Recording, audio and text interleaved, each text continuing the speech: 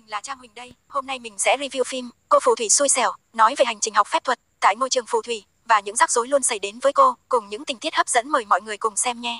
Cô bé này vô tình nhìn thấy một phù thủy bay qua cửa sổ nhà mình, nhưng khi mẹ cô đi tới thì hình ảnh kia liền biến mất. Cô bé nghĩ rằng mình hoa mắt nên không nói với mẹ về điều vừa xảy ra. Không ngờ khi bà vừa rời đi thì cảnh tượng kia lại xuất hiện, không những một người mà là rất nhiều phù thủy cưỡi chổi bay qua. Một phù thủy không cẩn thận còn rơi trúng ban công nơi cô đang đứng. Lúc này cô bé mới biết đây là những bạn nhỏ tuyển sinh vào ngôi trường phép thuật. Bé mập bị rơi mắt kính nên mất phương hướng đâm vào ban công nhà Merly. Mặc dù rất khó tin nhưng Merly đã nhanh chóng tiếp nhận sự thật hoang đường này. Điều kỳ lạ ở đây là ngoài Merly ra thì không ai có thể nhìn thấy bé mập bên cạnh cô ấy. Theo như lời cô bạn mới quen này thì điều đó chứng tỏ Merly rất có khả năng cũng thuộc về thế giới phù thủy bí ẩn kia. Bé mập buồn rầu vì nghĩ rằng mình không thể đến kịp kỳ tuyển sinh khi không có kính. Merly thấy vậy liền nảy ra ý định giúp bạn nhìn đường. Không ngờ Merly thực sự có thể tìm thấy ngôi trường phép thuật trong lời kể của người bạn mới quen kia. Những học viên khác có chuyến bay rất êm đềm và đáp đất vô cùng đẹp mắt. Đặc biệt là cô bạn phản diện xuất thân từ gia đình phù thủy thuần túy và nổi tiếng qua bao đời. Chỉ duy nhất đôi bạn mới quen này là đâm thẳng xuống chiếc ao ngoài cổng. Giáo viên chứng kiến cảnh tượng lập tức có dự cảm chẳng lành cho các học viên năm nay. Ngôi trường này và những phù thủy nơi đây mang lại cho Merly hết điều ngạc nhiên này đến ngạc nhiên khác. Đầu tiên là làm sạch thân thể chỉ bằng một cái phẩy tay. Tiếp theo đến thuật dịch chuyển từ nơi này đến nơi kia chỉ trong nháy mắt. Vì quá thích thú với phép thuật nên Merly nói dối để được có tên trong danh sách tuyển sinh. Có điều Merly không được tiếp xúc với phép thuật từ nhỏ như các bạn cùng khóa, nên liên tục thắc mắc hết điều này đến điều nọ, khiến cô bạn phản diện thấy rất phiền hà và mắng Merly là đồ ngu ngục. Cũng may bé mập luôn đứng ra bảo vệ Merly khỏi những lời chế giễu của cô bạn đó. Để được trở thành học viên chính thức, các cô gái nhỏ phải trải qua cuộc thi sơ khảo. Merly với khối kiến thức trống rỗng đương nhiên ẵm con một trong tờ kiểm tra lý thuyết. Các bạn xung quanh thấy vậy cùng nhau phá lên cười khiến Merly rất xấu hổ. Thế nhưng cô bé vẫn cố thử vận may trong phần thi thực hành tiếp theo. Các thí sinh chọn một câu thần chú bất kỳ trong sách và làm theo hướng dẫn. Merly chọn câu thần chú cấp độ dễ nhất, đó là bay trên không, còn cô bạn phản diện tràn đầy tự tin lựa chọn câu thần chú biến hình cấp độ đặc biệt, với ý muốn phá vỡ kỷ lục của chị gái mình từng tạo nên trong năm học trước. Bởi vì từ nhỏ cô bé vẫn luôn phải sống dưới cái bóng tài giỏi của chị gái mình, nên dần nảy sinh lòng đố kỵ và luôn muốn chứng tỏ bản thân mới là người tài giỏi hơn. Không ngờ lần này lại vô tình bị Merly vụng về phá hỏng. Lý do bởi vì khi sắp hoàn thành nồi nước phép, Merly phát hiện mình bỏ thiếu một nguyên liệu vô cùng quan trọng, vừa hay nguyên liệu đó lại bị nhóc phản diện lấy đi hết. Merly đến xin cô nhóc bớt lại cho mình vài lá nhưng bạn nhỏ kia không nghe. Nhân lúc cô nhóc không chú ý, Merly lén lấy đi một phần nhỏ, không nghĩ rằng chút ít nguyên liệu đó lại vô tình phá hỏng nồi thuốc phép của cậu ta. Kết quả khi nhóc phản diện lên trình diễn màn biến hình, thay vì hóa rồng như đã định thì nhóc kia lại biến thành con giun đất. Vậy là dù phần thi của Merly đã đạt kết quả, nhưng cô bé vẫn bị chấm không điểm và nằm trong danh sách những thí sinh trượt kỳ thi. Merly buồn rầu muốn tham quan lại ngôi trường một lần nữa, vô tình phát hiện em gái hiệu trưởng đang giở trò với nồi thức ăn của trường. Bà ta vẫn luôn nhăm nhe chiếm đoạt quyền quản lý ngôi trường khỏi tay chị gái, nên phủ phép vào nồi thức ăn khiến ai ăn nó sẽ nghe theo lệnh của bà ta. Merly vội vàng chạy đến báo cáo những gì mình thấy với hiệu trưởng. Không ngờ giáo viên đã mất lòng tin vào cô nhóc rắc rối này, nên chưa kịp nghe Merly trình bày đã biến cô nhóc ra khỏi khuôn viên. Merly hết sức bực bội tiến đến bờ ao ngồi lẩm bẩm than vãn. Lúc này một con ếch lại gần cố gắng ra hiệu cho Merly thực hành thần chú bay lên mà cô vừa mới học. Merly không nghĩ mình sẽ thành công nhưng vẫn quyết định thử. Kết quả cô thực sự bay lên nhưng tốc độ hơi mất kiểm soát. May mắn rằng ngay giây phút mọi người định ăn miếng đầu tiên, Merly đã điều khiển được bản thân hạ cánh trên bàn ăn để ngăn cản. Lúc này em gái hiệu trưởng cũng thẳng thắn thừa nhận mục đích của mình. Bà ta vẫn luôn cho rằng chị gái quá mềm yếu khiến ngôi trường không phát triển tốt, nên muốn thách đấu để tranh giành quyền quản lý ngôi trường. Hiệu trưởng là người tốt bụng chỉ phòng thủ chứ không tấn công. Cô em nhận thấy mình không đủ khả năng hạ gục chị gái, liền giăng bẫy khiến Merly tự nguyện chạy lại chỗ bà ta làm con tin. Hiệu trưởng lúc này đành hạ phép bảo vệ xuống để đổi lấy an toàn cho cô học sinh tốt bụng nhưng ngốc nghếch này. Cô em thấy vậy nhanh chóng biến hiệu trưởng thành con ốc sên. Những người khác đều bị ràng buộc bởi luật phù thủy nên không ai dám giúp đỡ. Hiệu phó đành ra hiệu cho Merly hành động, bởi vì Merly là người duy nhất ở đây chưa bị ràng buộc bởi luật lệ đề ra. Cô bé lanh lẹ tìm cách khiến nồi thức ăn đổ lên người bà già độc ác. Ngay sau đó, bà ta bị chính thần chú mình chế ra điều khiển, vô thức theo lệnh của Merly biến hiệu trưởng trở về thành con người. Merly lập được công lớn cứu ngôi trường khỏi tay kẻ ác, nên các giáo viên quyết định cho cô bé chính thức trở thành học viên của ngôi trường này. Em gái hiệu trưởng bị phạt tước bỏ phép thuật và đuổi về quê. Mẹ Merly khi biết chuyện vô cùng bất ngờ và khó chấp nhận, nhưng cuối cùng bà vẫn để con gái lựa chọn cuộc sống riêng. Các bạn học thấy Merly được ở lại thì vô cùng vui sướng. Chỉ mình cô bạn phản diện tỏ ra không muốn đón chào kẻ từng hủy hoại thành quả của mình. Món quà đầu tiên các học viên nhận được là một chú mèo đen. Nó sẽ là linh vật và là người bạn đồng hành trong suốt những năm học sắp tới. Không ngờ đến lượt Molly thì chỉ còn lại duy nhất một con mèo vằn. Vậy là trong tiết học cưỡi chổi đầu tiên, mèo vằn nhát cái nhất định không dám ngồi đằng sau như những chú mèo đen khác. Molly cố gắng hết sức mới dụ dỗ được nó nghe lời. Không ngờ khi đang bay nó lại sợ hãi nhảy lên vai chủ nhân.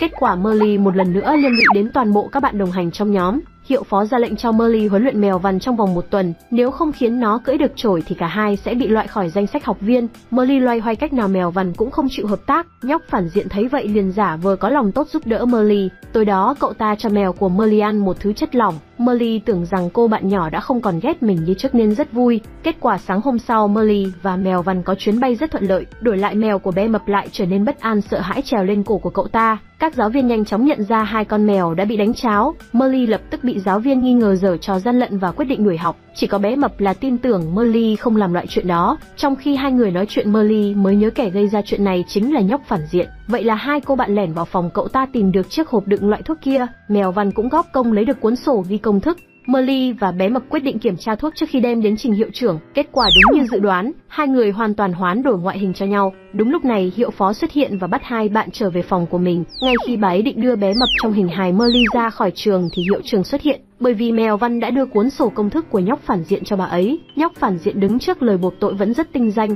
liền lấy lý do muốn giúp đỡ Molly vượt qua bài kiểm tra nên mới hành động như vậy. Cậu ta nói năng hết sức thuyết phục khiến các giáo viên bị thao túng tâm lý. Vậy là kẻ gây tội được tha thứ còn Molly vẫn phải thực hành kiểm tra với mèo của mình. Lần này cô bé thông minh hơn quyết định nhét mèo vằn vào ba lô. Tuy hình thức không đúng lắm, nhưng chuyến bay lại vô cùng hoàn hảo. Một ngày nọ nhà trường đón chào học sinh mới. Nhóc phản diện biết gia đình bạn mới là một gia đình vô cùng nổi tiếng nên chủ động tiếp cận lấy lòng. Không ngờ cô bạn kia lại không để ý đến cậu ta, ngược lại còn chủ động kết thân với Molly mà mình ghét nhất. Điều này khiến nhóc phản diện càng thêm ác cảm với kẻ vụng về này. Cậu ta bèn nghĩ ra kế hoạch chia rẽ tình bạn giữa bé mập và Molly bằng cách tráo đổi bản tính liên lạc của bé mập với bản tính của mình. Kết quả khi bé mập nhắn tin cho Molly nói muốn gặp nhau, Molly lại tưởng rằng đó là tin nhắn của nhóc phản diện nên lập tức từ chối. Đúng lúc này học sinh mới mang thú cưng của mình đến phòng Molly chơi, nhưng luật ở đây quy định ngoài mèo ra thì không được nuôi bất kỳ con vật nào khác. Molly tưởng bạn mới không biết nên vội vàng nhắc nhở, không ngờ cô bạn này lại có cá tính vô cùng thú vị, đã bị đuổi khỏi vô số trường học vì sở thích phá luật của mình. Đang khi hai người nói chuyện thì vật cưng kia nhảy ra ngoài cửa sổ. Molly sợ giáo viên phát hiện nên vội vàng muốn bắt lấy nó, nhưng chưa kịp hành động thì bé mập tìm đến nơi.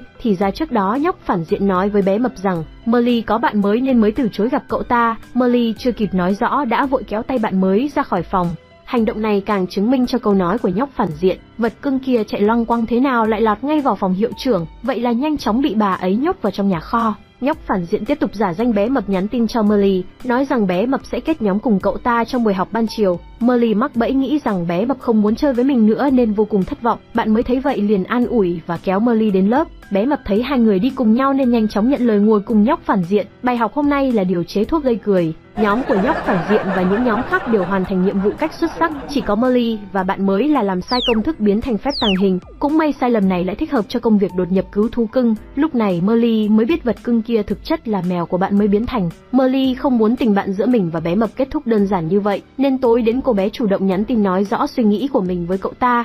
Tin nhắn này vô tình để lộ chuyện hai người sắp đột nhập vào phòng hiệu trưởng. Nhóc phản diện đọc được tin nhắn này liền phấn khích vô cùng. Nửa đêm hai bạn nhỏ sử dụng thuốc tàng hình lén lút giải cứu vật cưng. Nhóc phản diện đã sai mèo của mình canh ở cửa nên căn rất đúng lúc. Ngay khi hai bạn nhỏ tìm được vật cưng thì cửa ra vào cũng bị khóa lại. Đen đủi thay thuốc tàng hình đã dần hết tác dụng. Bạn mới không lo lắng vì chuyện chuyển trường đối với cậu ta chỉ như cơm bữa. Ngược lại Molly vô cùng tiếc nuối vì biết mình sắp phải trở lại cuộc sống của người bình thường. Ngay khi trời vừa sáng nhóc phản diện đã vội báo với hiệu phó đến bắt Molly. Không ngờ khi cánh cửa mở ra lại không có ai ở trong phòng. Thì ra trước đó cô bạn hay đi cùng cậu ta đã nói hết mọi chuyện cho bé mập biết, nên hai bạn nhỏ được bé mập giải cứu kịp thời. Vậy là nhóc phản diện bị hiệu phó của trách, còn ba cô bạn kia kết thành tình bạn mới thêm thấu hiểu nhau hơn. Thế nhưng bạn mới với bé mập là hai người có tính cách hoàn toàn trái ngược.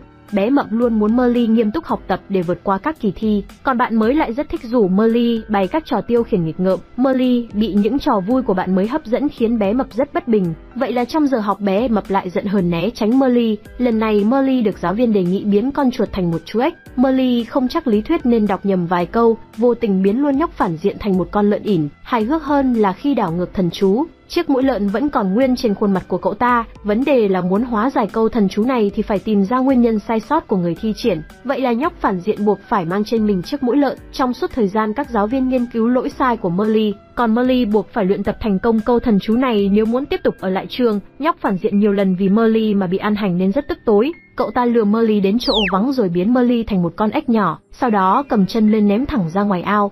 Thản nhiên nói với mọi người rằng Merly bỏ về vì không học nổi phép thuật. Thế nhưng mèo Văn đã giúp bé mập và bạn mới tìm được đồ đạc của Merly bị giấu dưới gầm giường. Điều này chứng tỏ Merly đang gặp chuyện không hay. Bé mập dùng trí thông minh của mình điều tra ra nhóc phản diện từng sử dụng phép biến hình. Để biết cụ thể Merly bị biến thành con gì thì bé mập đã chọn cách hỏi bạn thân của cậu ta. Nhận thấy cô bạn không muốn nói ra sự thật, bé mập liền dùng chổi đưa cô nhóc lên tận 9 tầng mây. Vậy là cô bạn nhỏ nhanh chóng khai ra hết từ đầu đến cuối. Merly ở bên ngoài gặp lại con ếch hôm trước đã giúp đỡ mình. Giờ cô mới biết con ếch này cũng từng là một phù thủy bị người ta hãm hại. Bởi vì làm ếch quá lâu nên hiện giờ ông quên gần hết những ký ức khi trước. Merly không muốn bản thân cũng rơi vào tình trạng đó nên quyết tâm tìm cách trở lại trường học. Không ngờ hai con ếch chưa kịp làm gì đã bị một giáo viên trong trường bắt nhốt. Đen đủi thay bà ta lại đang điều chế một loại thuốc cần đến mắt ếch tươi.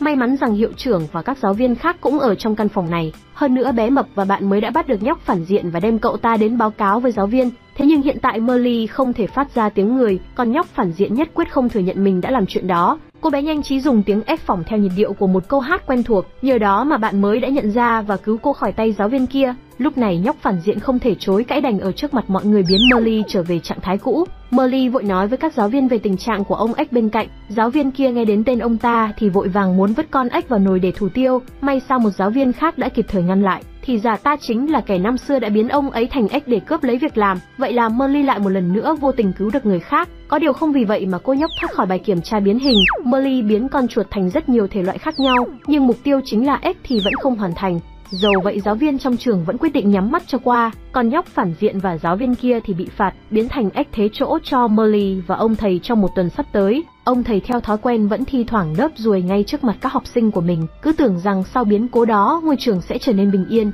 Không ngờ lại có một bức thư nặc danh gửi đến phù thủy tối thượng, tố cáo những sai lầm mà Merly đã gây ra cho ngôi trường. Phù thủy tối cao và hiệu trưởng đã xảy ra tranh cãi, ông ta không muốn một kẻ thường xuyên gây rắc rối học phép thuật để làm loạn, còn hiệu trưởng tin tưởng tài năng của Merly nên muốn xin cho cô bé một cơ hội chứng minh. Vậy là Merly phải luyện tập để biểu diễn phép thuật trước toàn trường. Cô bé không muốn phụ sự tin tưởng của hiệu trưởng nên hết sức cố gắng, không biết rằng hiệu trưởng hiện tại lại là cô em giả mạo biến thành. Bà ta cố tình chứng minh cho phù thủy tối cao rằng hiệu trưởng hiện tại quá nhu nhược bằng cách phá hỏng buổi biểu diễn của Merly. Đúng như kế hoạch, phù thủy tối cao đã khiển trách và quyết định tước quyền điều hành của hiệu trưởng hiện tại, ép buộc bà ấy nhượng lại quyền quản lý cho em gái điều hành. May mắn rằng hiệu phó đã cố gắng nói giúp bà ấy và xin cho Merly thêm một cơ hội biểu diễn lại. Cô em thấy vậy liền nghĩ ra cách ép Merly dẫn đầu buổi biểu diễn chổi bay, sau đó lén gài bẫy để chiếc chổi đó bị mất kiểm soát. Merly bắt đầu nghi ngờ có điều gì đó không đúng trong quyết định này của hiệu trưởng, nên trước giờ biểu diễn cô bé chủ động tìm bà ấy nói ra thắc mắc của mình. Tình cờ cô phát hiện hiệu trưởng không thể thi triển phép thuật như mọi khi, chứng tỏ bà ta là do cô em giả mạo. Merly âm thầm nói với bé mập để cậu ta giải cứu hiệu trưởng khỏi nơi giam giữ, còn bản thân thì giả vờ như chưa biết chuyện gì xảy ra và tiếp tục màn biểu diễn của mình. Bé mập dùng phép thuật cảm nhận được vị trí của hiệu trưởng nhưng cửa đã bị khóa. Cô nhóc đành men theo cửa sổ lẻn vào bên trong. Đúng như dự đoán, hiệu trưởng thực sự đang bị giam giữ bởi thần chú mê ngủ. Cũng may kiến thức của bé mập rất vững chắc nên nhanh chóng tìm ra cách giải. Bên ngoài, Merly đang rơi vào tình thế vô cùng nguy cấp. Chiếc chổi bị phù phép di chuyển với tốc độ cực nhanh và phi lên cao vút. Cũng may khi nó rơi xuống, bạn mới đã kịp thời bay đến giúp đỡ Merly. Lúc này hiệu trưởng đã trở lại vạch trần kế hoạch của em gái mình. Bà ta lại một lần nữa bị nhốt trong căn nhà hoang. Kẻ tiếp tay cho bà ta cũng không thể liên lạc được nên rất tức tối. Chứng kiến Merly lại lập được công lớn, nhóc phản diện không cam tâm nên dùng những lời lẽ khó nghe chế nhạo Merly không có gốc gác phù thủy. Dù cố gắng đến mấy cũng không bằng được những học viên khác. Merly trong lúc xúc động đã lớn tiếng tuyên bố sẽ chứng minh thực lực của mình. Thế nhưng ngay sau đó cô bé liền hối hận. Bạn mới lanh lợi nhanh chóng bày cho Merly biết về thần chú khôn ngoan, sẽ biến người bình thường trở thành hài biết tuốt chỉ bằng một nốt nhạc. Bé mập nghe vậy lập tức phản đối vì đó là hành vi vi phạm nội quy. Thế nhưng Merly lại vô cùng hứng thú với thần chú đặc biệt này. Ngay trong đêm đó, Merly cùng bạn mới bắt tay vào thử nghiệm. Một trong những nguyên liệu cần thiết cho câu thần chú này là chiếc tất của phù thủy 100 tuổi. Molly nhân lúc giáo viên nhiều tuổi nhất ngủ say liền lẻn vào lấy trộm chiếc tất của bà ấy. Quá trình thực hiện có hơi vụng về khiến bà cụ giật mình tỉnh dậy. Tuy nhiên với đôi mắt tèm nhèm của mình, bà cụ chỉ nghĩ rằng do đám quỷ lùn phá đám. Các giáo viên khác lại cho rằng bà bị lú lẫn vì tuổi cao. Vậy là nhanh chóng quyết định cho bà nghỉ hưu an dưỡng tuổi già, đồng thời tìm một giáo viên ở trường khác về thay thế việc dạy học. Nồi thuốc rất nhanh chóng được hoàn thành, thế nhưng cả hai bạn nhỏ đều không biết trước rằng loại thần chú này còn có tác dụng phụ vô cùng phiền phức, đó là biến người thi chú thành một bà lão nhăn nheo bệu dã. Bé Mập nhìn cái liền biết cô bạn bướng bỉnh của mình đã thực hiện câu thần chú tạm thời kia. Cô bé đành đến thư viện nghiên cứu cách giải, không ngờ biết được rằng cách duy nhất để nó hết tác dụng chính là chờ đợi thời gian trôi đi. Có thể một ngày hay một tuần hoặc thậm chí là một năm không ai đoán trước được. Bé Mập đang buồn rầu thì vô tình gặp được vị giáo viên mới tới. Cô nhóc nhanh trí nói với giáo viên kia rằng nhà trường thay đổi quyết định không cần cô nữa. Sau đó kêu Molly đóng giả làm giáo viên dạy thay, còn chu đáo nói dối hiệu trưởng rằng Molly đột xuất phải về thăm mẹ. Buổi đầu lên lớp Molly vẫn theo thói quen ngồi vào vị trí cũ. Cả lớp mặc dù hơi khó hiểu nhưng cũng không ai nghi ngờ gì về hành động này. Cũng may thần chú khôn ngoan thực sự có tác dụng giúp người ta trở nên thông thái, vậy nên Molly rất đơn giản đã nhập tâm vào bài giảng một cách thuần thục, kèm theo phụ họa của hai cô bạn thân khiến cả lớp trở nên cực kỳ sôi động và tràn đầy hứng thú. Thế nhưng việc giả danh này còn kéo theo rất nhiều vấn đề phát sinh. Nhóc phản diện không tin chỉ vì mẹ ốm mà Molly nghỉ học lâu như vậy, liền lén lút gọi điện về nhà Molly xác minh. Khi biết chắc chắn rằng mẹ Molly không có vấn đề gì, cậu ta lập tức chạy đến báo cáo với giáo viên mới.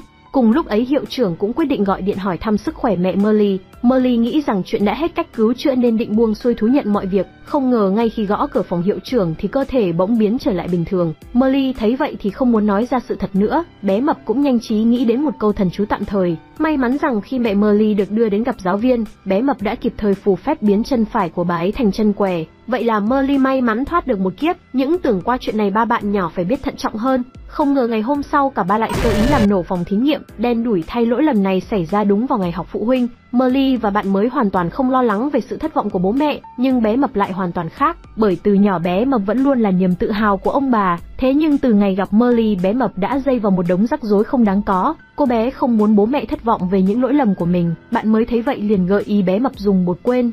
Loại bột này sẽ khiến người hít phải quên hết những lỗi lầm của người thi chú. Bình thường bé Mập sẽ không chấp nhận dùng phép thuật lậu, nhưng lần này cô bé đã quyết định để bản thân phạm quy. Không ngoài kỳ vọng của cô nhóc, các giáo viên thực sự quên hết những sai sót bé Mập từng phạm phải, thay vào đó là hết lòng khen ngợi thành tích học tập cùng đạo đức của cậu ta trước mặt phụ huynh. Bé Mập thấy vậy vội chạy đi tìm Molly chia sẻ niềm vui này. Không ngờ Molly cũng quên luôn rằng mình từng thân với cậu ta, bởi vì những ký ức liên quan đến bé Mập toàn là những lần Molly gây ra rắc rối. Trái ngược với bé Mập được khen ngợi, Molly hoàn toàn trở thành kẻ chuyên phá phách. Bột quên kia vô tình xóa những ký ức liên quan đến bé Mập, nên kết quả những lần rắc rối đó cũng thay đổi theo hướng tiêu cực hơn. Hiệu trưởng sâu chuỗi lại những rắc rối Molly gây ra và khuyên nhóc từ bỏ việc học của mình. Molly không còn nhớ bé Mập nên cũng không thấy mình có điều gì lưu luyến để muốn ở lại nơi đây.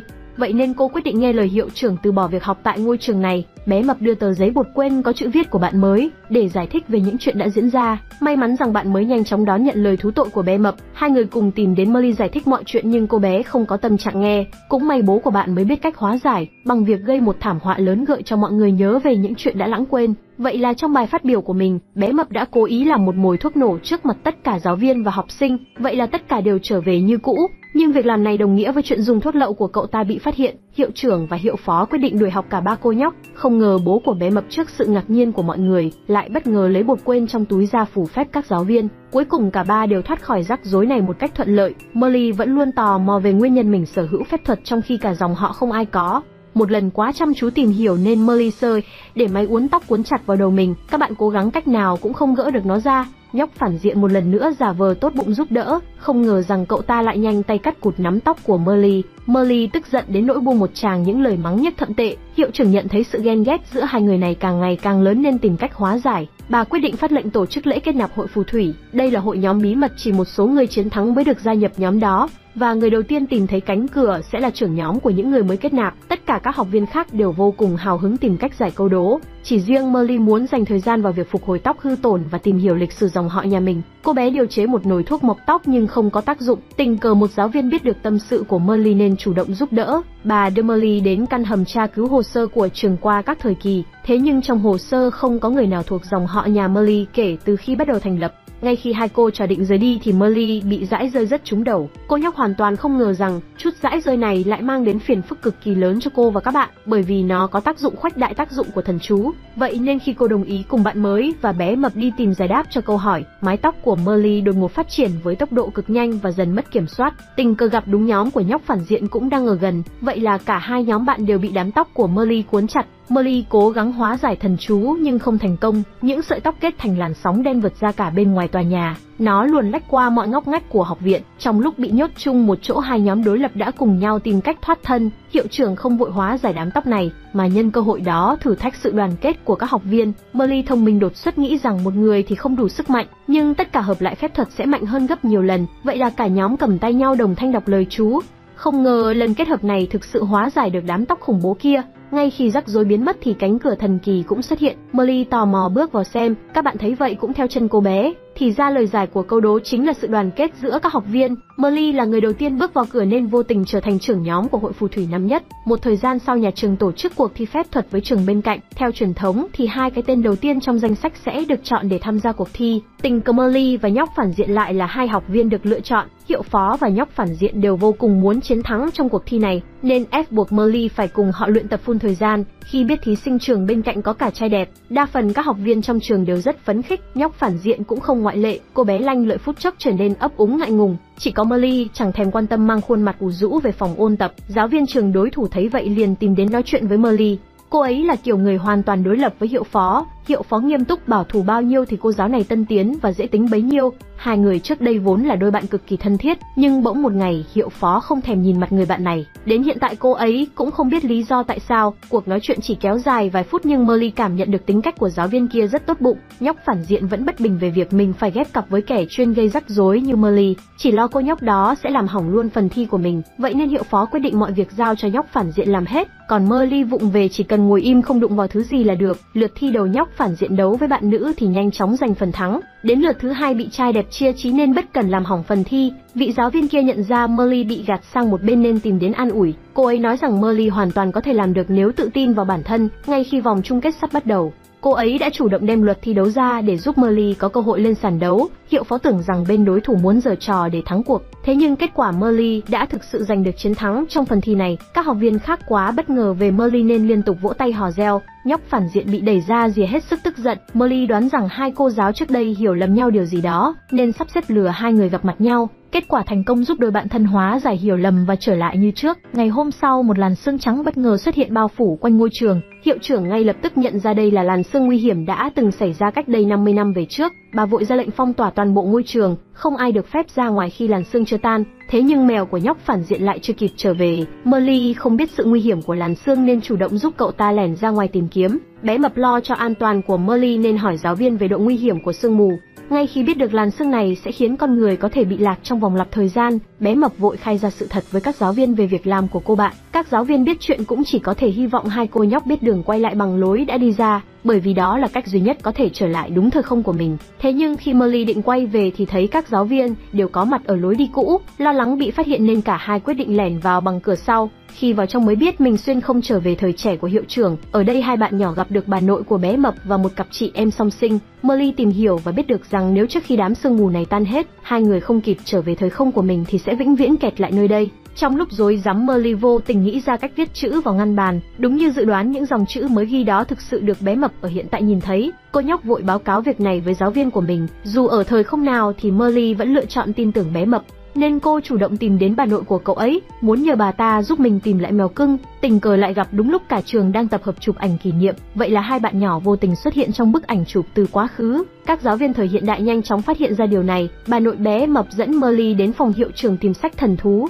với mong muốn có được phương pháp triệu hồi mèo cưng. Thế nhưng cô em gái của hiệu trưởng lại giở trò, cướp đi cuốn sách đó ngay trên tay của nhóc phản diện. Sau khi lấy trộm được sách phép, cô ta đã nảy ra ý định điều chế thần chú cấp phép thuật và quyền lực của chính mẹ ruột mình. Hiệu trưởng trong quá khứ cố gắng ngăn cản em gái nhưng không thành công. Đúng lúc này bà mẹ xuất hiện bắt gặp phòng mình bị đột nhập. Molly và nhóc phản diện vội vàng trốn đi, còn bà nội của bé mập thì bị bà ấy ra lệnh đuổi học. Sự việc này đã khiến dòng thời gian thay đổi, vô tình biến tính cách của bé mập trở nên nổi loạn và ngông cuồng khác hẳn với trước đây. Đang khi hai cô nhóc không biết phải trở về bằng cách nào thì hiệu trưởng xuất hiện. Bà vội đưa hai học trò của mình trở lại đúng thời không. Không ngờ sau khi đợi nhóc phản diện chui vào, Molly đã lén đưa cho hiệu trưởng một tờ giấy. thì ra vốn dĩ bà mới là người sinh ra sau, nhưng không biết vì lý do gì mẹ của bà đã tráo đổi thân phận để bà được nhận quyền thừa kế. Hiệu trưởng nghe thông tin này rất bất ngờ, bà vội quay lại muốn khuyên cô chị của mình dừng lại việc làm ngu ngốc kia để khỏi trở thành kẻ ác. Thế nhưng cô ta lại không chịu nghe lời khuyên của bà, cũng may nồi thuốc phép đó không thành công. Lúc này mẹ mới nói cho hiệu trưởng biết lý do bà lén thay đổi thân phận của hai chị em họ là vì bản tính của cô chị quá ngang tàn,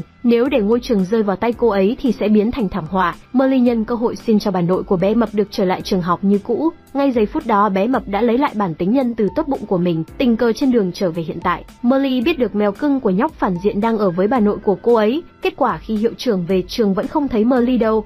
Mãi đến khi sương gần tan hết mới thấy cô bé ôm mèo đen về cùng. Hiệu trưởng nghĩ đến việc chị gái mình chịu thiệt thòi nên chủ động đến thăm, không ngờ phát hiện bà ta đã được người nào đó giúp đỡ thoát khỏi giam cầm. Bà vội liên lạc báo cáo chuyện này với phù thủy tối thượng và lệnh cho hiệu phó làm phép bảo vệ khuôn viên nhà trường. Tiếp đó thông báo với toàn bộ học viên không được phép ra khỏi vòng bảo vệ. Molly âm thầm hứa với hiệu trưởng sẽ không để lộ bí mật về giấy khai sinh, nhưng nhóc phản diện lại vô cùng tò mò về tờ giấy bí mật đó, thế nên cậu ta đã lén lấy tóc của bé mập để làm thần chú hoán đổi ngoại hình, muốn dựa vào tình bạn để ép buộc Molly nói ra sự thật. Thế nhưng cách nói chuyện mất lịch sự của cậu ta đã bị Molly phát hiện ra. Bạn mới thấy vậy bèn nghĩ cách trêu đùa nhóc phản diện, xúi Molly giả vờ không phát hiện ra cô ta, cố tình nói với cô nhóc rằng bản thân Molly là cháu gái của hiệu trưởng. Nhóc phản diện nhanh chóng bị đánh lừa. Từ hôm đó cậu ta luôn tìm cách lấy lòng Molly, còn lén đấu thần chú biến Molly trở thành bạn bè. Có điều việc làm này vô tình bị bé mập phá vỡ. Kết quả cả hai được hiệu trưởng gọi lên phòng uống nước tè. Tại đây cậu ta đã vô tình phát giác ra hiệu trưởng giấu gì đó đằng sau bức tranh.